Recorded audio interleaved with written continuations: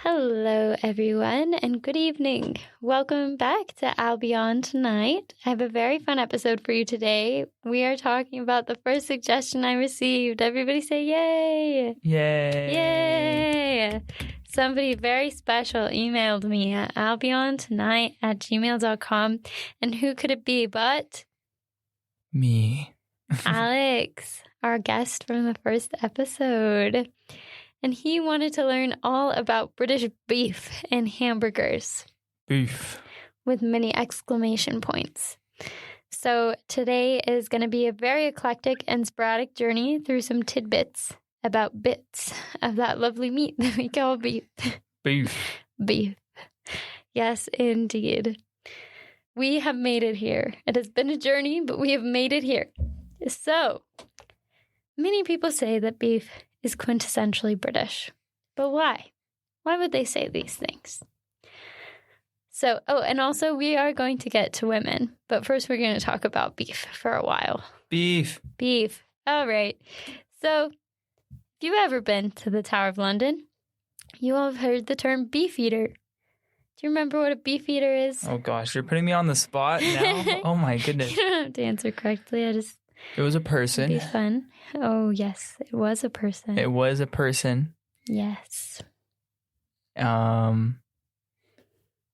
weren't a guard, were they? No. They were a guard. Oh, they were a guard? They were a guard. Oh my goodness. One gold star. Okay, hold on. I'm like going back into my memories. I'm just like vibing it out, and I was like, maybe they were a guard. But no, like that's a dumb name to call a guard. I don't know. I think. Besides that, yeah, all I wanted was that they were the guard. They're the yeomen of the guard. Yes. That were instituted in 1485 at the Tower of London, and they still serve there today. They wear fancy little red coats, and they are called beef eaters.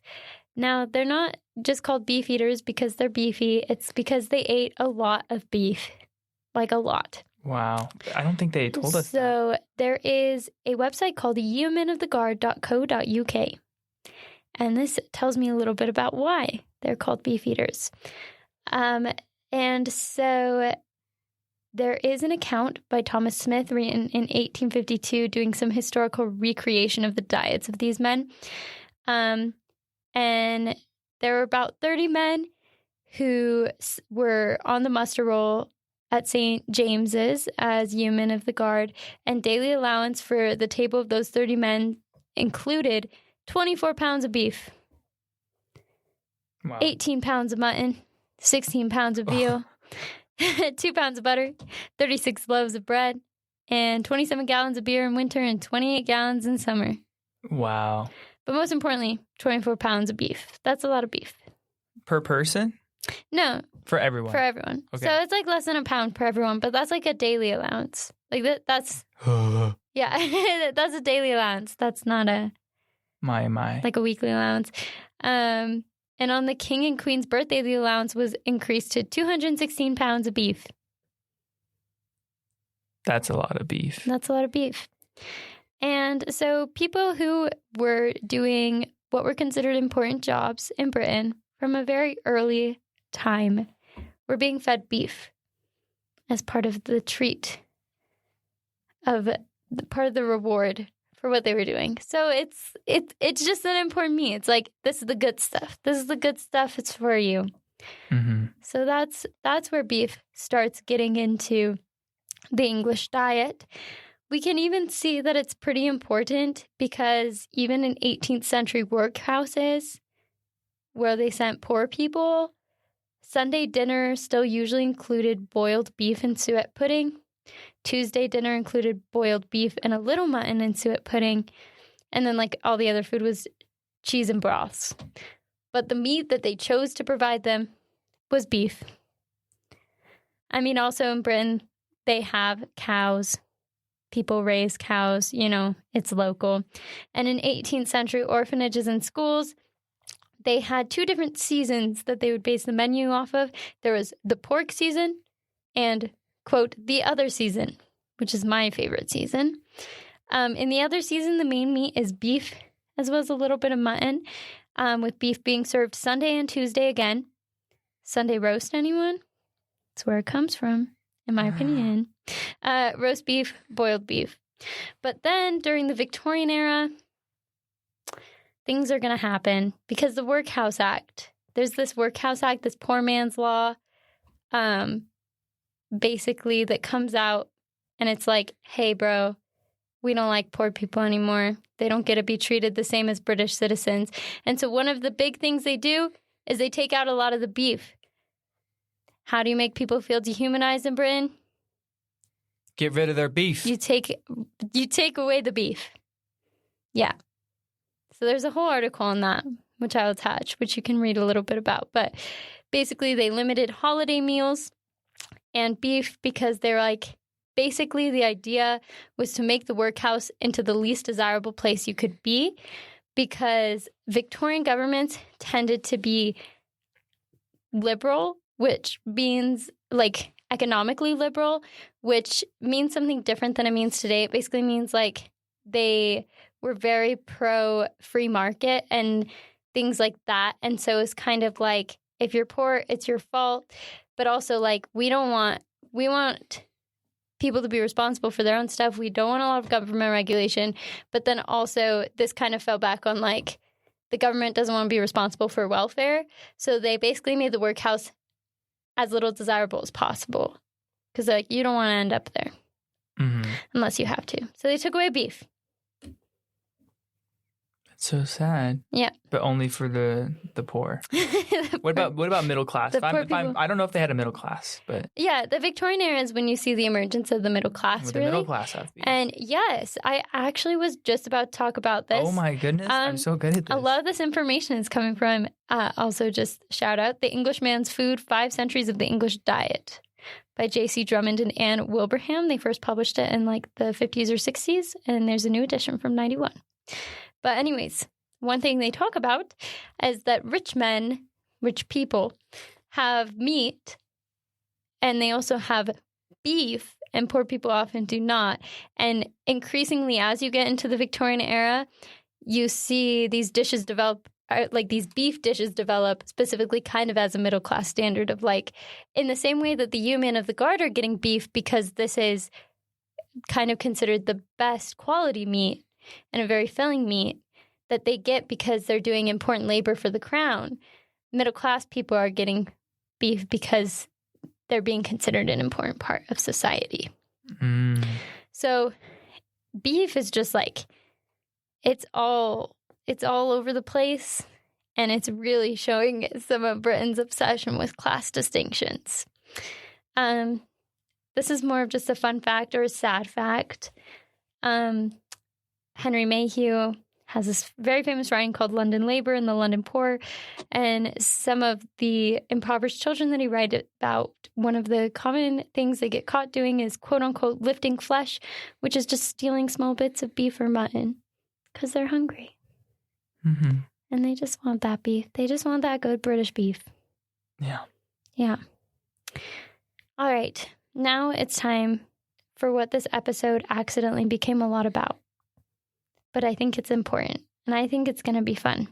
What did you find out? When I say Smithfield Cattle Market, does that mean anything to you? I think of like, no. At first, no, nothing. Nothing? I just think about a market where they auction off cows. Yeah. You're pretty spot on. I don't know if they're alive or in their meaty form, but... But there are cows? And there's a market. So basically, very early on in London's history, people start going to Smithfield, which is near the center of London. It's by where the Barbican is today, if that helps anybody. But, I'll show it to you on a map after this episode. But anyways, it's in the center of London. And people were selling cows there, live cattle, as well as live pigs and sheep. And so this is where people were seeing their cows. It starts, different sources kind of give different dates, but definitely like 1500s, 1600s. This is a solidified beef market. And this goes into the mid-19th century, 1850s. All right. And this has become people's ride or die This is the ride or die of British cow identity. This is a very important place to people. Yeah, probably offended a few British farmers. People go Or maybe here. they're proud that I knew. People go here in London. It's in the center of the city. And you can see all these cattle moving around, all these things happening. There's even, in Oliver Twist, Charles Dickens describes a little bit of it. Quote, "It was a market morning. The ground was covered, nearly ankle deep, with filth and mire. The bleating of sheep, the grunting and squeaking of pigs, the shouts, oaths, and quarreling on all sides rendered it a stunning and bewildering scene." End quote. So it's kind of a messy, dirty place, which we're also going to get into. But it's a chaotic place. It's a lively place. Everybody's there. All the sheep are there. All the cows are there. All the pigs are there. You get me. Well, in 1851, the British government is like, listen, it's dirty over there. Yeah. And they signed the Smithfield Market Removal Act in 1851. That's what it was called? Yes. They could be more general. Like, they'd be like, oh. The 19th century is also the era where people start caring more about sanitation. Germ theory comes really, really late, like 1890s, 1900s. But like people are starting to be like, the city grows exponentially during that period. So people are starting to get a little bit concerned about what this dirt and filth is doing, especially being in like smack dab the middle of the city. I was gonna ask, can I see this today? Like, could I go to London? I just somehow So there's still now a little historic market hall that does sometimes sell fruits, vegetables, and meat there now. And they're kind of trying to restore it and make it hip and cool again. But it kind of lost its major peak. And we're going to talk about that in a little bit. But I do want to describe a little bit more about what this market was like.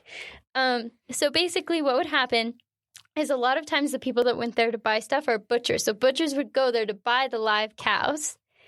And then some butchers were super cool and they went and took the cows to their private butchering space and killed them themselves and then sold them that day. So a super fresh cow that you could get. And then some butchers bought the cows there and then would have them butchered at like public butcheries and then sell them in their shop or slaughterhouses, public slaughterhouses, and then sell them in their shop. And very interestingly, I had no idea until I was reading this one book by Robin Metcalf about this market that basically there was actually like Victorians had opinions about these butchers and the differences. And there was a high favorism for butchers that would kill them like themselves in their shops and stuff. I mean, it makes sense because about the freshness, at least, because like there was no refrigeration I don't know if they had ice blocks or something to keep them on, but I mean, you'd have to have it fresh within a few days. Yeah. And I guess, I don't know, or a week. I don't know how long, but yeah. Yeah. And that's one of the problems that actually comes into play with that classism we were talking about earlier is like a lot of poor people, if they are getting meat, it's pretty rancid. Pretty rancid market meat. But it's also super interesting because like in literature, there's a lot of people who've kind of analyzed this, that Smithfield Market kind of becomes this space that it's like the arteries of the city, because it is like in the center. And so it kind of becomes like a symbol for a lot of people of like the lifeblood of London or the heart of London. Trey Philpotts writes a little bit about this. And it's also kind of this liminal space where the order and civilization of the city meets the animal world. So it's important to Victorian people, like not just as cows and not just, it represents freshness, but it's also a way to get the idyllic, like that cottage core in a way. I don't know if they had that term back then. No, they didn't. But especially in London, one of the obsessions of authors, especially very early on in the 19th century, was like trying to grapple with like this mass industrialization and like a lot of nostalgia for like the country fields of London. And so, like, in a way, this is where the country still exists in London. And so when the authorities move it, they move it to Islington. And people are mad about this. People are very upset. Mm-hmm. This is a major controversy. There's even a man who argues in a 1860s newspaper. Let me see if I can get you the exact date of the newspaper.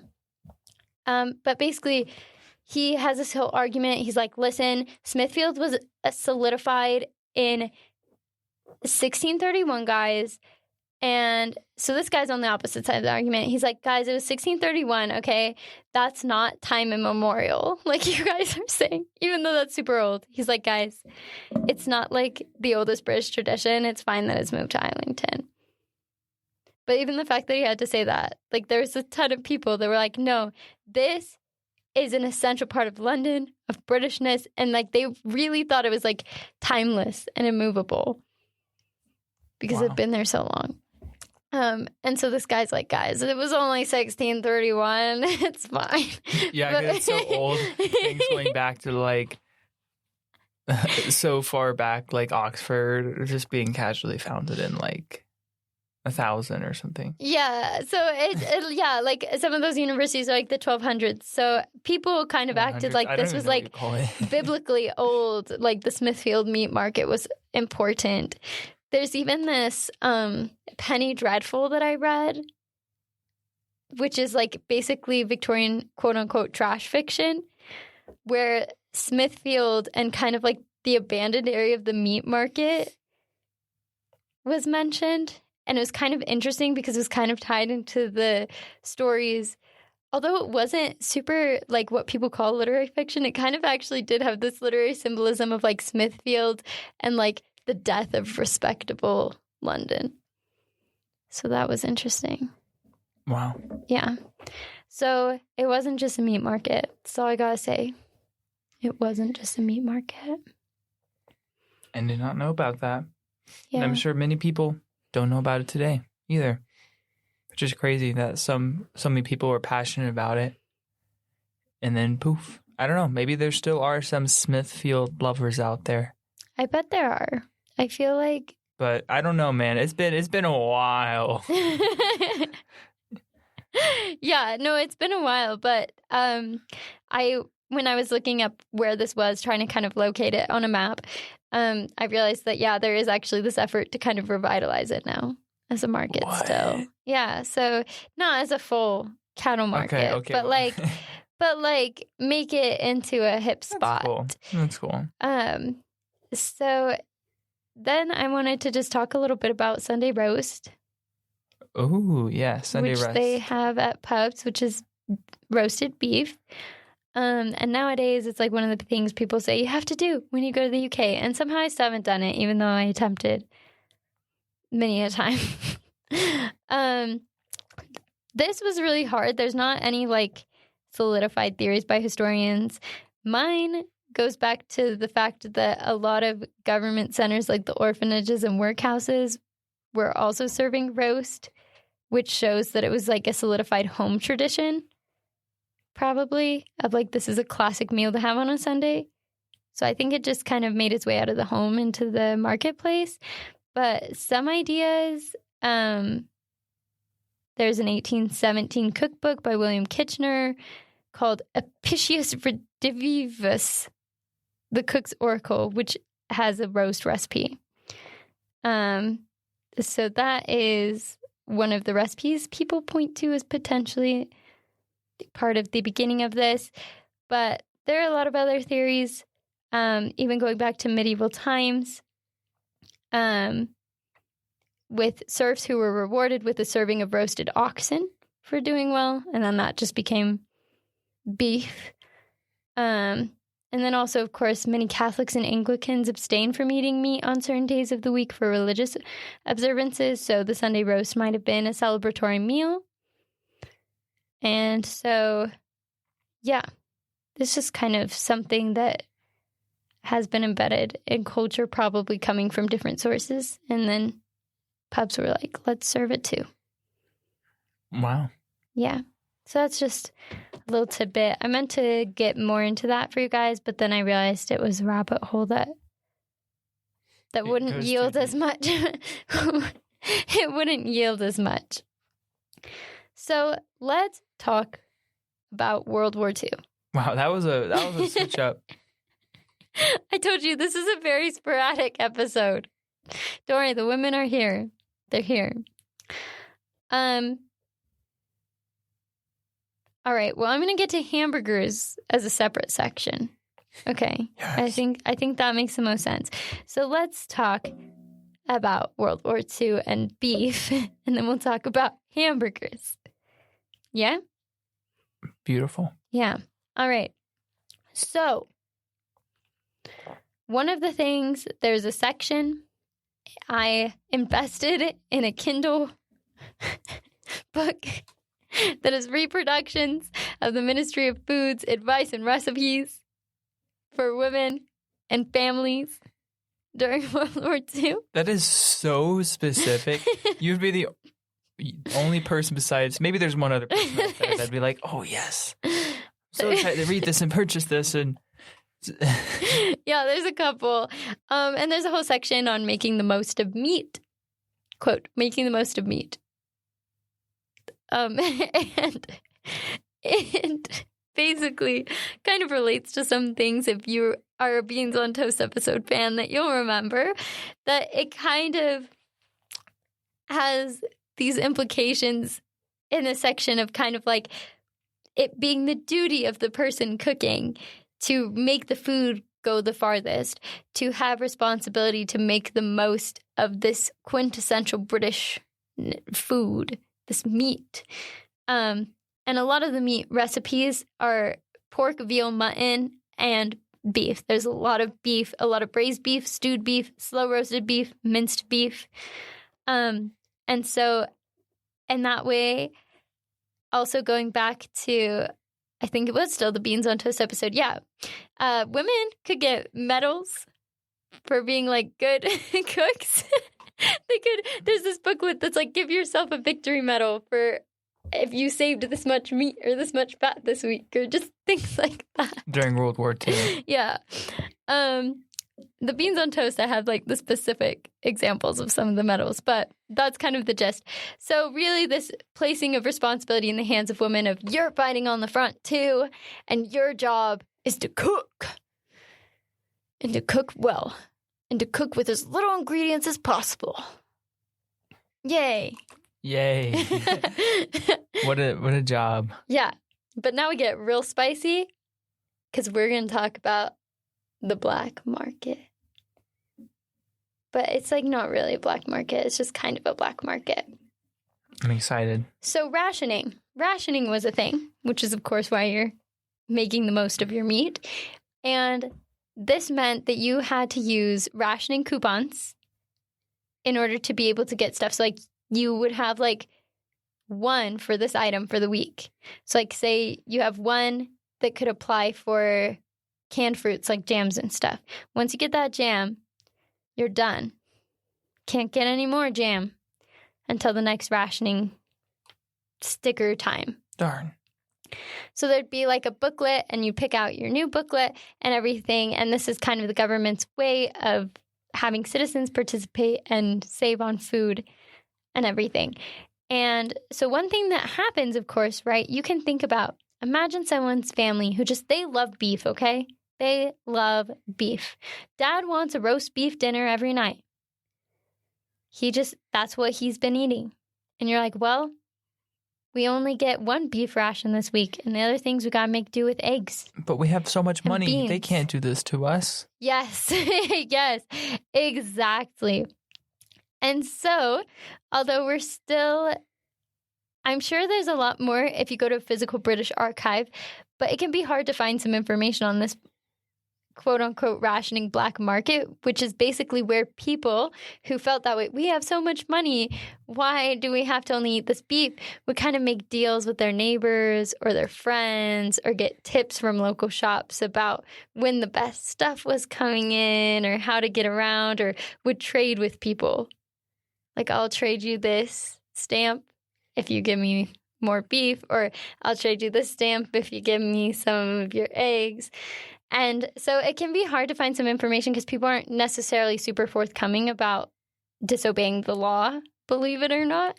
But there is, on the BBC in 2005, this one guy named Mr. A.W. Morgan told us a little bit about what happened.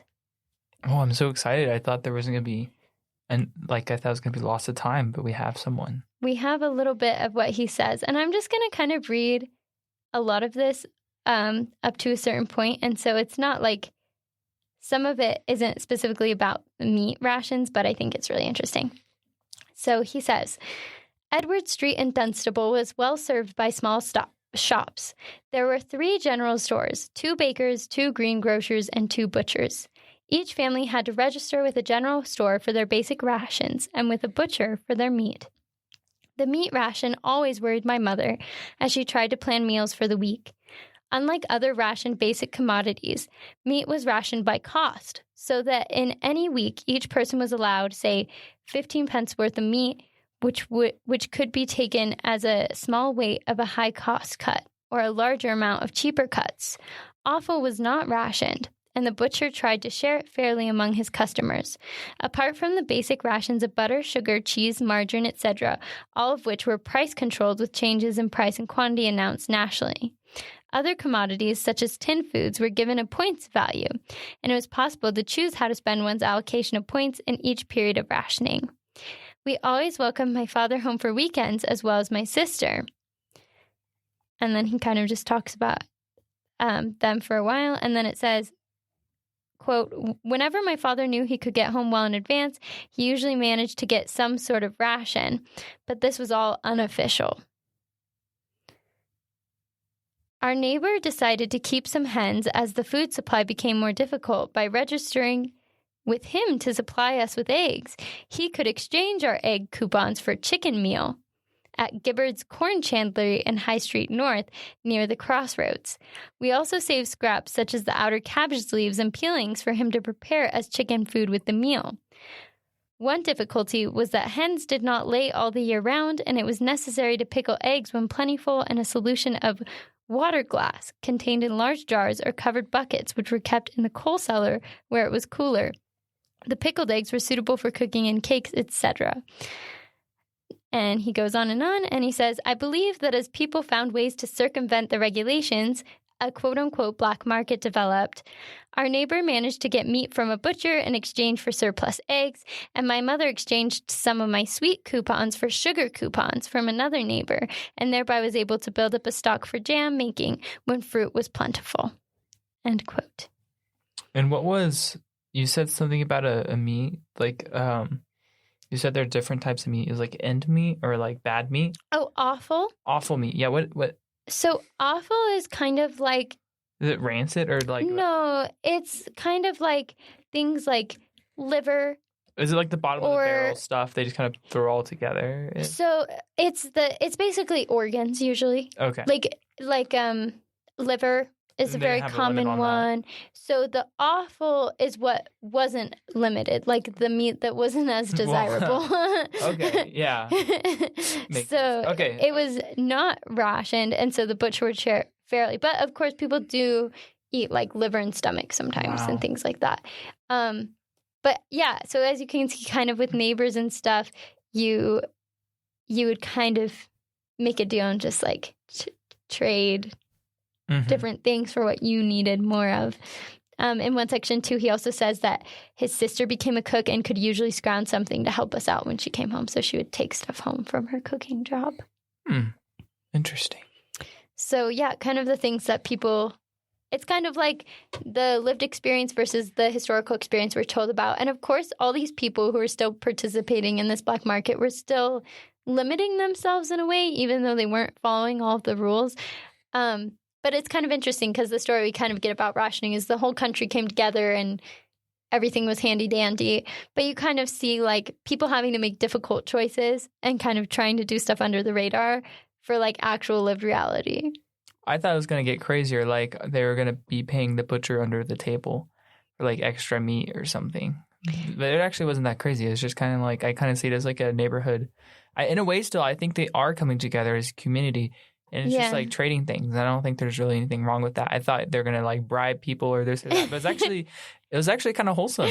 No, it's like a wholesome black market. That's why it's a quote unquote black market. But yeah, I was ready. I was ready for the crazy one of the stuff. things, once again, it's like there's not as much forthcoming information. But one of the things one of my professors said is that there probably were people, though, that would pay more or would bribe the butcher or would get a bigger cut than it technically said. But yeah, no, it's like I wasn't saying they weren't coming together. I was mainly just saying it's kind of interesting because when we think of rationing, sometimes we think of like everybody just got behind it and did it by the book and it all magically worked. But, you know, it's just real people finding a way to make it work within their own community. Yeah. Yeah. So really cool, too, that I got this, that I found this firsthand account. I was very happy. Thank you, BBC Archive. Thank you. All right. Now for hamburgers. Yes. I had a hamburger today. He did. He did just for this episode. Just for this episode. It was beautiful. It had buffalo sauce all over it, bacon, lettuce, tomato, all the good stuff, some blue cheese crumbles, and some good buns. The buns are very important. The buns do make a big difference. Yes. They definitely They do. do seem very good. So hamburgers start as hamburger steak. Oh, is it like the French ones, kind of? Where it's just like a... Yeah, where it's just like the patty, but it was more like a steak shape. Okay. But it was called Hamburg steak because it was like a simple, lower quality steak. And the Hamburg is Hamburg, Germany, even though Hamburg, Germany doesn't really have much to do with actual hamburgers. Okay. So, yeah. So hamburgers do tend to be more of an American development, but there is an early Hamburg steak recipe from, I want to say the 1700s. I'm going to post it with this episode so you can make it if you want.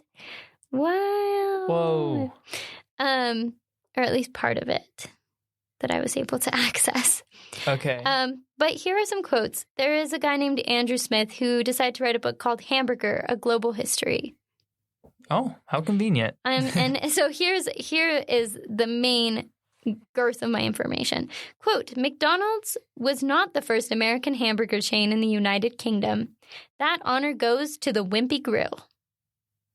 In 1953, its founder, Eddie Gold, offered the UK rights to Joseph Lyons & Co. of London, who operated a chain of tea rooms called Lyons Corner Houses, which I talked about in the tea episode, by the way. Go check it out.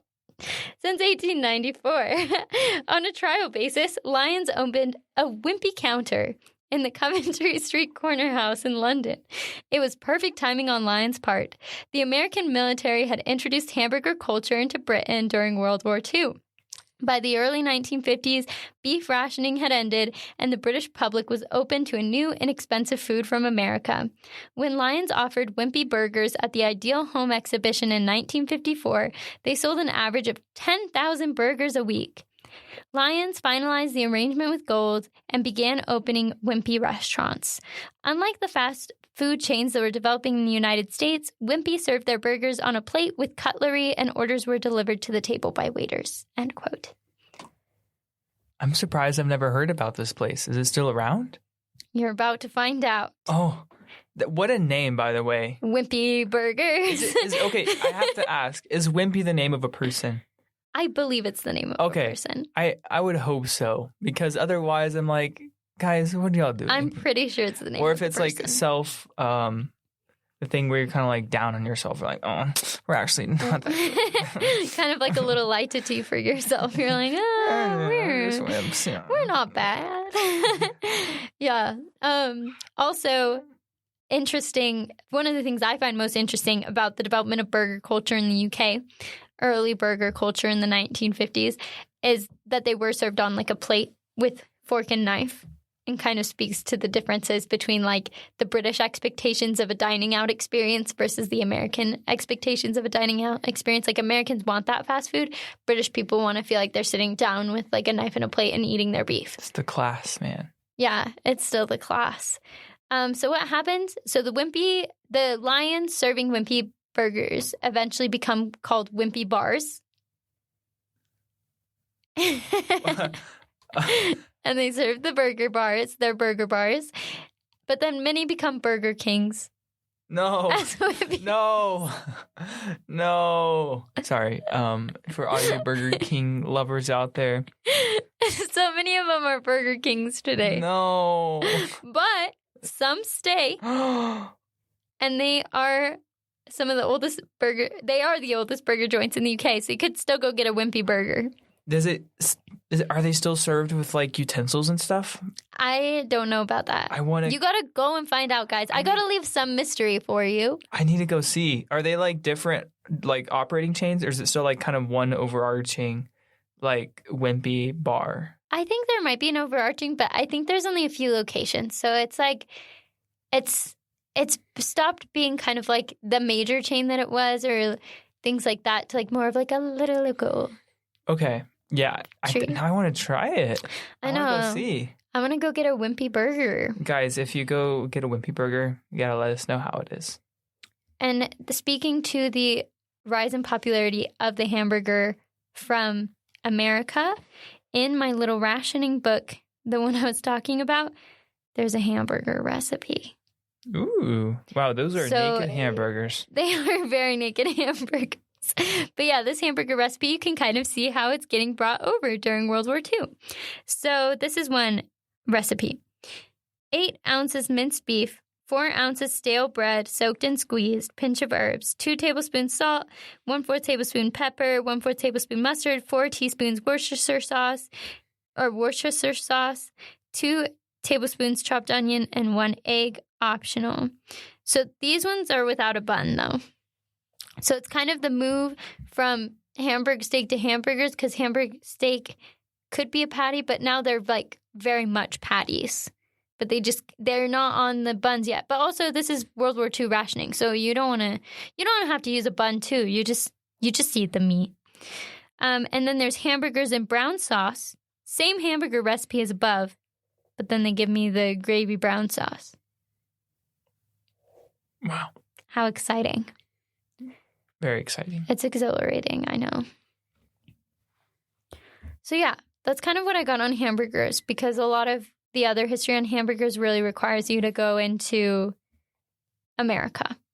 Mm-hmm. But we will talk about the rise of Five Guys at the end, because it's just oh my goodness. It's too in your face to not. Okay. But women. It is time for women. Yes. Yay. Hooray. Yes. What do they have to do with the beef? Everything. First of all, the sister and the mom, they were helping with that beef black market. They're involved. Women and men are involved. Okay. Woo.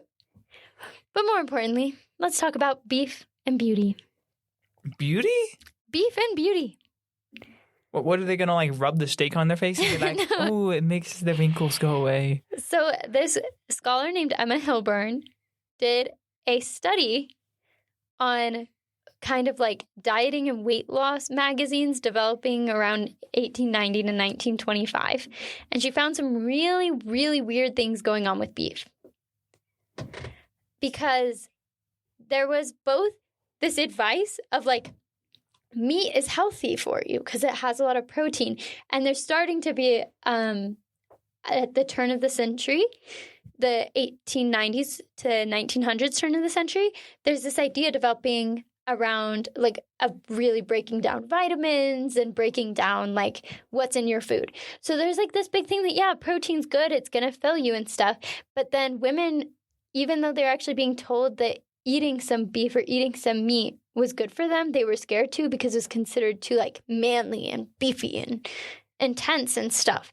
And also there's a bunch of double standards going on in these magazines because some of them are like, eat meat and avoid lots of like carbs, like avoid like lots of breads and sweet things and just eat like meat and vegetables. Do you think, was it just meat or was it like also protein? Like, and protein. so interesting. Okay. So, things like that, like so some of the journals are giving this advice, like if you don't eat this stuff, then you'll be okay. So eat less protein almost for women. Yeah. What? So yeah, like it seems like healthier advice than you would think. But then in the same, like self-same magazines, there's basically like sections that are like, don't eat beef or your face will be oily and ugly. What? That's crazy. Yeah, the double standards are crazy. I'll read some of what the author Emma Helborn says, and I'll read some sections. So this is what she says. Quote, the misgivings about all foods that could be described as unduly heavy, stimulating, or heating made meat a contentious feature in women's diets, to say the least. A short article in EW 1899 titled Beef versus Beauty claimed that the, quote, corpulency of many fashionable ladies, which is like chubbiness, corpulency, was attributable to meat consumption, as well as the comparatively little exercise taken in the open air. The writer continued, quote, no personal female attractions can long remain scatheless against beefsteaks at breakfast, cold beef at midday lunch, and roast and boiled beef at dinner. Many who dine in the middle of the day eat meat at supper. For a young woman to do this is outrageous. The rotundity and general gross appearance of many ladies is due almost solely to excessive indulgence in animal food. It is not the best diet for the acquisition or retention of beauty. End quote. That's a crazy line. Yeah. I think the men just want all the beef to themselves. Yeah, they just want the beef to themselves. But so there's beef blaming. And of course, she studies a couple different magazines, so some of them take different stances. But there's beef blaming. But then at the same time, like, there's this girl who writes into the magazine, like in the letters column, and explains what she's been eating and says, I have been having trouble not losing weight. And she has not been eating a lot of meat because she kind of believes the same thing that she's being told in this kind of quote, that like beef is the worst thing you can do to yourself. And so she's relying on a lot of bread. And then they're like, well, you can't eat bread. But it's like, what are you supposed to eat? What are you supposed to eat? But this magazine that she wrote to specifically was like, no, we do want you to eat meat. So like, there's like there's no clear message for women, much like today. If you go on the internet, don't do this. It's a terrible idea because it's going to lead to a very toxic rabbit hole. So don't do this. But believe me, if you go on the internet and look up advice for healthful eating for like a woman, there will be like 10 different people that tell you 10 different things. Some of them will be like, oh, yes, get all these fruits. And some of them will be like, bananas will make you fat somehow. and like, it's like, guys, just stop. Like, just let women be and exist in their bodies. Oh, I'm so sad, guys. I have this episode on body image issues that's really difficult, but I think really important for women, and it will come out. But we had a major recording error where we recorded a whole hour and 40-minute episode, and then none of it saved, and it's going to come out. But yeah, this is part of it. Wow. And then she says, quote, after all these warnings against beef and other meats, who among the readers would have been brave enough to adopt a meaty weight loss diet without any sort of qualms about what all that lean meat were doing to her beauty, end quote. So, so then there, like I said, some were heralding beef as healthy afterwards, but many readers did not follow through because of what the author describes as kind of the masculization and fears that beef would ruin other aspects of beauty. Wow. You know what? I feel like you can almost still see that today in a way. If you ever go down an aisle in the grocery store, you go down the protein section, you can tell like a lot of it is targeted towards men. They like put protein in everything. They're like, this is Oreo. And they put in like big black diamonds. Yes, like that big are like black sharp and diamonds masculine. and like big black cursive. And it's like cursive black protein. with Sour Patch Kids, Oreos, and Cocoa Pebbles.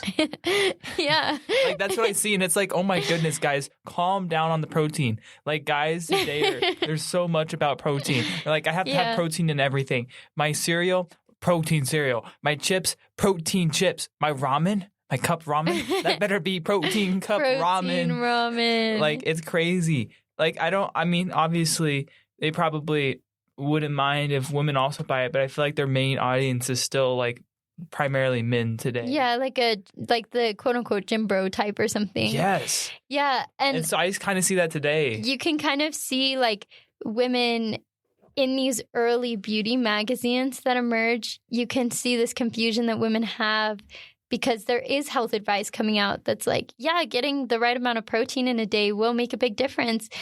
But then there's these fears that beef is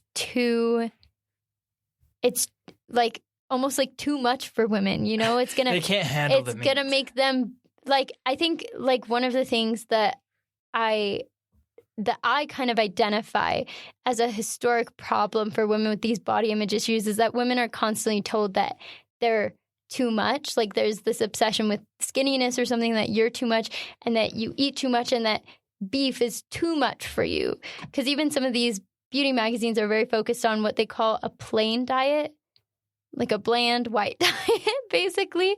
And that's kind of what was idealized for these women.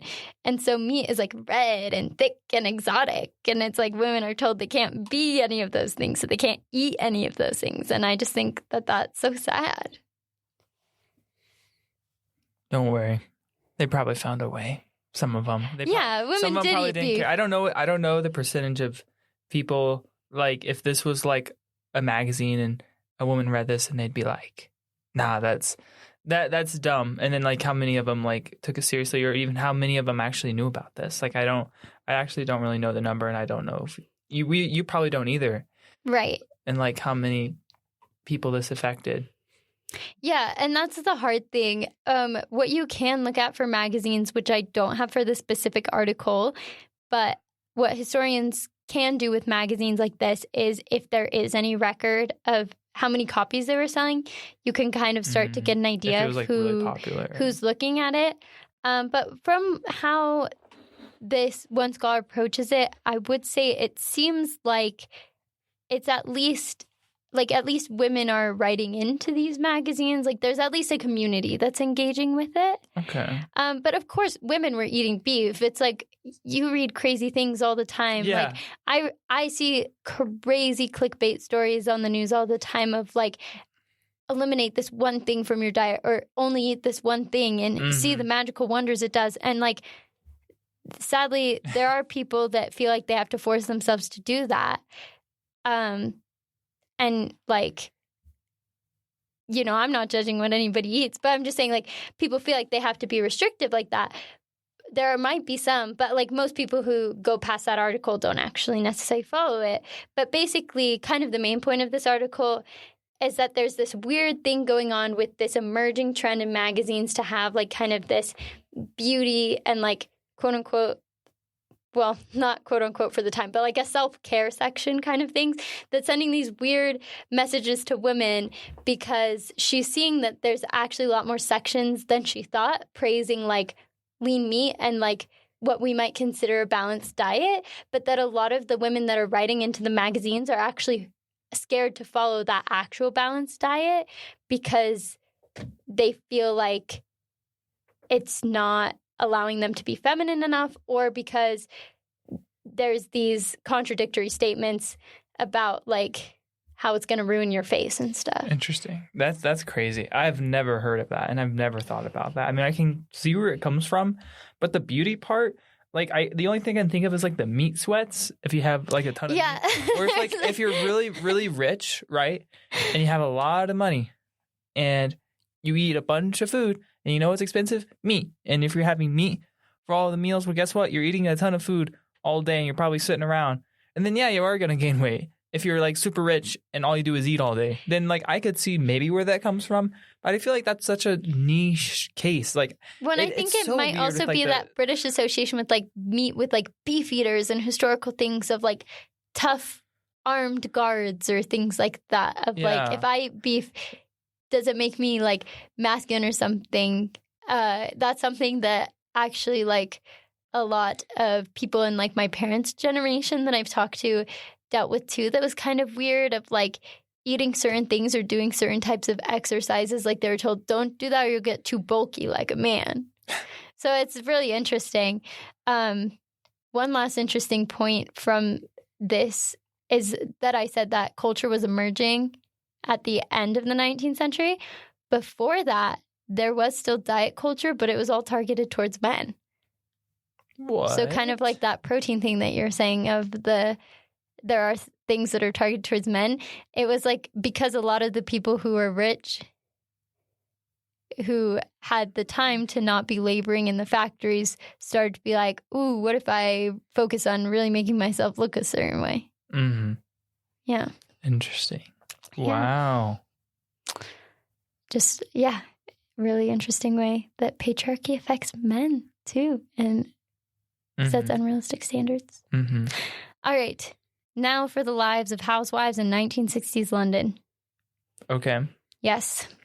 So this wonderful company called Ernest Dichter Associates Incorporated had these interviews from November 1961, and they compiled these 78 interviews together and called them a pilot psychological survey on stewed steak and canned meat pies. Okay. And this was primarily in the London area. So lots and lots of interesting things. One of the big takeaways from this is, so they basically, it's kind of targeted towards like, how can we market stewed steak and canned meat pies to people so they buy more of them? Like, how do we make them more interesting? And a lot of women they interviewed, they, in the 1960s, saw cooking as a duty to the family, and they felt perceived as lazy, improper, not hardworking, or not good enough if they used ready-prepped foods. They felt that they needed an excuse to use ready-prepped foods. Like, my whole family is dying and I'm taking care of them in the hospital, so I only had time for this. I didn't even know they had ready prep foods. I mean, like, it's not a crazy thing. I don't know. Not as many as we have today, but canning was around very early on. 1890s, it became very popular to start sending canned goods. But yeah, also just a lot of shops started making like beef pies that you could buy. Okay, I see. And many of them saw the foods as somewhat unnatural, much like we kind of joke about today, like all the preservatives and nuking microwave foods and things like that. But yeah, really interesting to kind of see this insight in these interviews of like the pressure that women feel to present themselves to others as working hard enough. Like, it's not just like, it is like an internal validation that they need, but there's also like some sort of external validation of like, I have to give an excuse to the company or something. If I have any of this, like, I have to make everything myself. Also, interestingly, there's a section where meat pie is kind of seen more of the meal of a working man, like something he grabs quickly because he's really hungry after work and just needs some bread and meat, while stewed steak was more associated with like family and like roast dinners. Okay, interesting. One of my favorite things that they were like, what if we assuage these housewives' guilt by like having an quote, authoritative and motherly figure who assures them that these meats are good. What? Let me explain. Sorry, I was laughing too much. So basically, the marketing men were like, these women feel guilty. And instead of thinking maybe they feel guilty because of the expectations of their husbands who yell at them for stuff, at this same time period, there's literally a coffee ad where the wife tries to make coffee for the man and it's not good enough and he gets mad and won't talk to her, but then she makes the brand of coffee that it's advertising and then all of a sudden he's like super happy and wants to make out with her and stuff. And I was like, maybe it's that's making them feel guilty. But they're like, what if we find some sort of authoritative motherly woman to advertise and tell all these women that they should use this meat. Mm-hmm. That's interesting. Yeah. I mean, interesting target. They just wanted to, they were like, we pull in a mom. Yes. And it'll fix everything. Pull up the mom card. We'll pull in this mom and it'll fix everything. The other idea that they have for how to make them more comfortable with these like ready prepped meats was to let them engage in what I call a form of pseudo pie making, where they basically they're like, we still sell them the pies, but we sell the pies like slightly unfinished. Like you have to still add the sauce Some or assembly do the required. or finish the baking. Like even more so than like just putting in the oven. Like you have to put the filling in the crust or something so that the women feel like they're making it. Whoa, that's so interesting. 1960s psychological analysis. Wow. But I just found that super interesting and just kind of a testament to the kind of beliefs people had around women's roles and what made you quote unquote good enough. Mm-hmm. So, yeah. That was my favorite source. That's so interesting. Any questions, concerns, comments about this?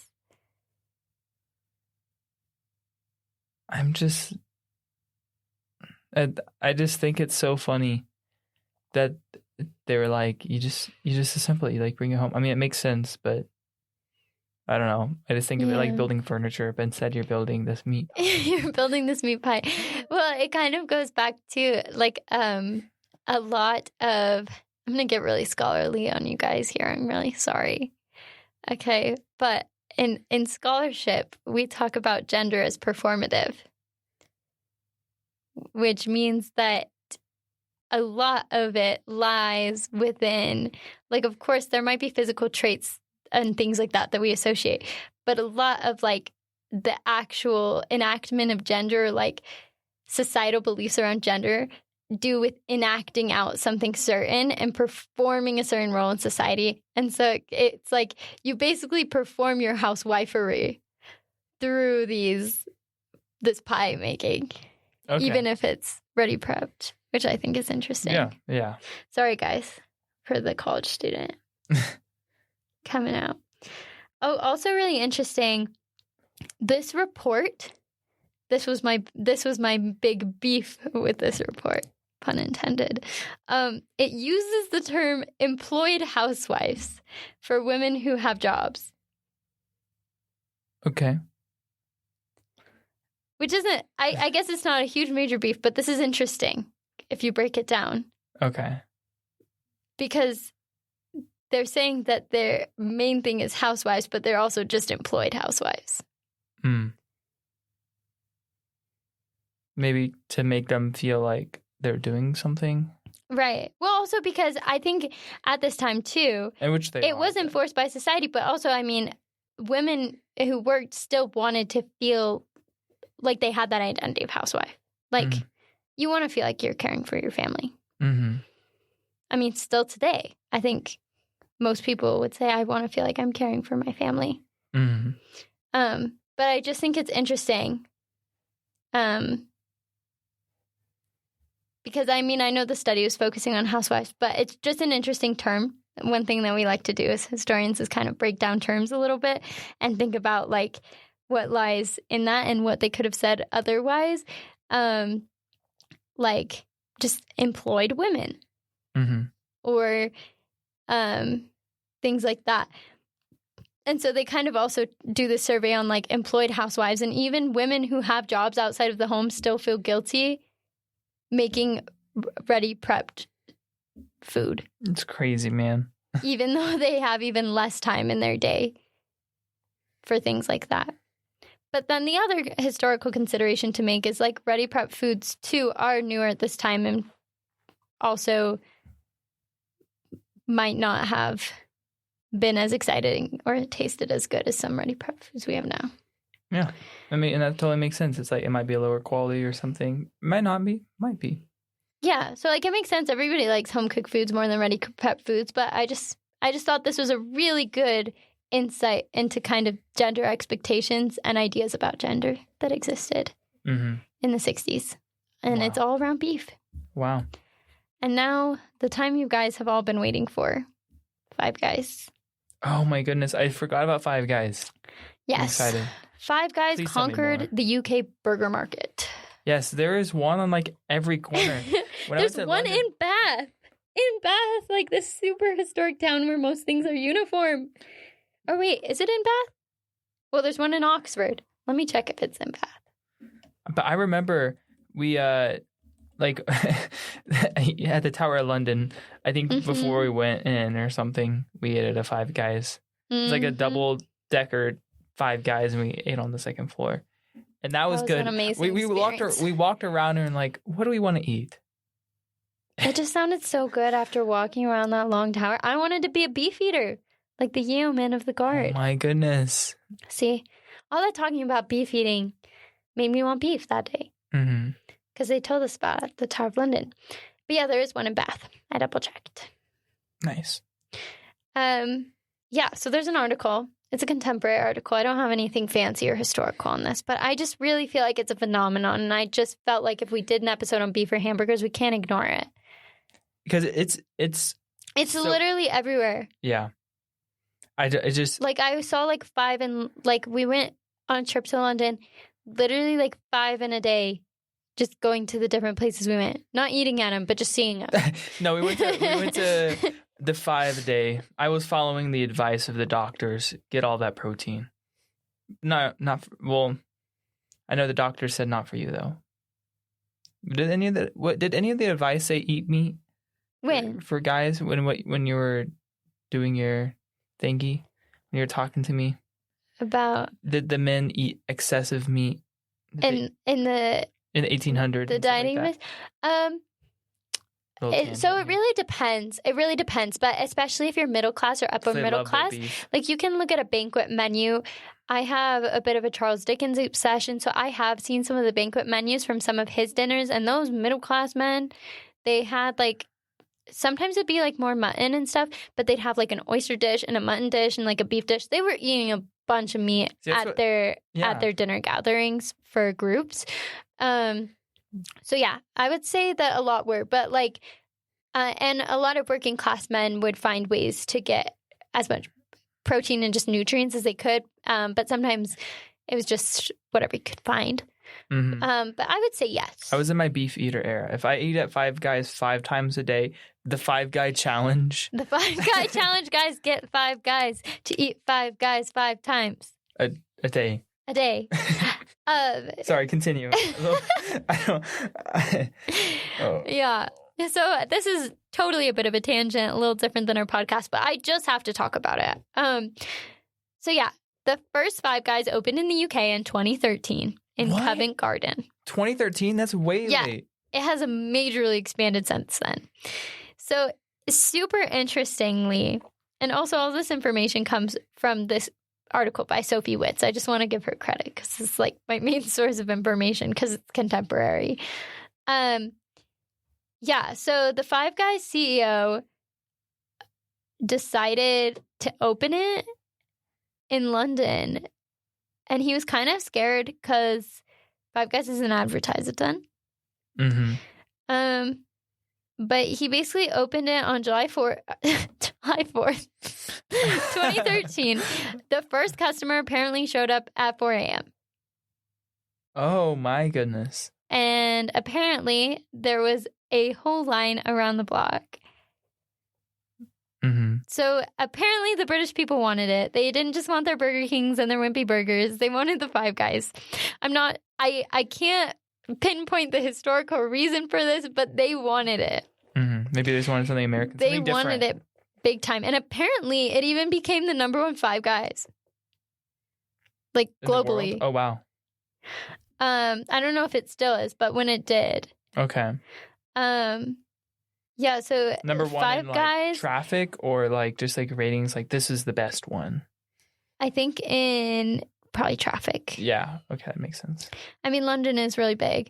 And then, yeah, when this article was written in 2021, Five Guys had expanded already a lot. Yeah, so it's just like already it was literally in Charing Cross, Oxford Circus, Piccadilly, and Tottenham Court Road already, just within those little bit of time from 2013 to 2021. Yeah, and it's weird because other burger chains have apparently failed, but Five Guys has just been doing well. Interesting. So, also, apparently the beef standards at Five Guys are very high. This is not a Five Guys advertisement, by the way, but apparently one of the Five Guys representatives, quote, claims less than 1% of beef in the UK meets the brand standards. Oh, my. Which specifies meat must be grain-fed and fries are hand-cut in store every day. Interesting. Wow. That's 1%, man. The British... So not only is beef classes, but like there is a better beef. There is better beef apparently. But yeah, there has kind of been a big recently. There's just been a big growth though, in like a lot of burger chains opening. Last time I was there, there's like a lot of local ones, but also you will still see like. I think there's a Shake Shack. I don't know why they're all over them that much, but you know I like Five Guys, so yeah. Well, thank you for sharing your Five Guys wisdom with me. Yeah. So, lastly, I'll leave you with this statement by another Five Guys representative with the last name Eckbert. He says, about 45% of the UK is familiar with Five Guys, and only a fraction of those have even gone into a store. We know there's a massive opportunity for the UK to discover us. How big that can be, I don't know. I do know we'll keep opening stores and feeding hungry customers. If we keep doing that, I think we'll be all right. Unquote. I'm sure there's even more Five Guys since 2021. Yeah, I'm sure you like pull up a map of like the Five Guys, and then like you just like kind of zoom into London and like you press search this area, and just like Lowe's red, one around every corner, because that's what it felt like. Yeah, a little excessive. The Brits need to calm down. They need to on their American burger obsession. I mean, I get on them the burgers, but you can see that perhaps it is rooted in this idea of beef. Yeah, that goes all the way back to the beef eaters, but also like. One of the traditional British foods is like a meat pie, like shepherd's pie, beef pie, steak and kidney pie. In a way, it might just be like feeling their nationality in a weird way. Yeah. Like if I eat this burger, well, I don't know. Even though it's American. I do think there's just a British love for beef. I think it's a comfort food. I think it's a big comfort food in the UK. So interesting.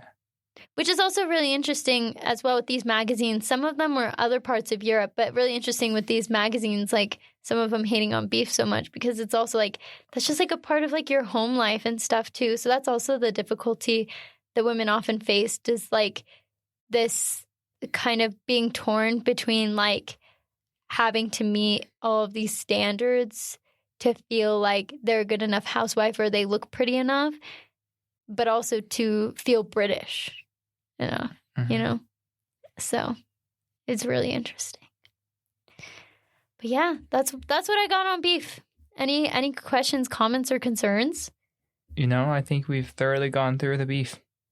Yeah, we learned a lot about beef. It was a lot more eclectic and jumpy bumpy than some of my episodes, but I would love to hear you guys' thoughts, comments, concerns, and questions as well. Not just our own. So email me at albiontonight@gmail.com. You could be the next suggestion.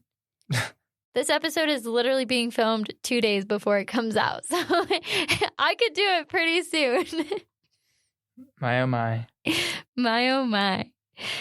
Well, thank you guys so much. Go eat some nice beefy num-nums. Not sponsored by Five Guys. It sounds like we're going to tell you all about Five Guys for 15 minutes. Now, go eat some beef wherever you want.